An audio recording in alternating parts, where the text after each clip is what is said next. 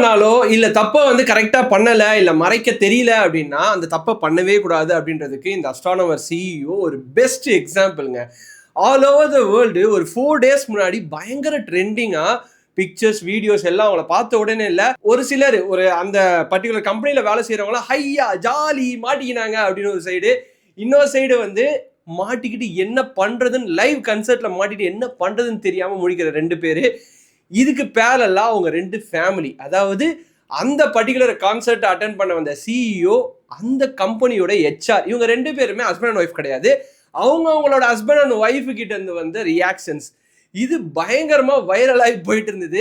இது எனக்கு சொல்லும் போதே ஒரு சிரிப்பு. ஆக்சுவலா இவங்களுக்கு தெரியுது ஒரு லைவ் கான்சர்ட் எவ்வளோ பெரிய கான்சர்ட், எவ்வளோ பெரிய விஷயம், எவ்வளோ கேமராஸ் இருக்கும், எவ்வளோ வீடியோஸ் இருக்கும், பர்டிகுலரா அந்த கிஸ்ஸிங் கேம் கூட அங்க இருக்கும் அப்படின்ட்டு இவங்களுக்கு தெரியும். பட் ஆனா இவங்க பண்ணி வச்சிருக்க காரியம் அப்படின்றது அடுத்தது வெளியே தலை காட்டவே முடியாத அளவுக்கு இருக்கு.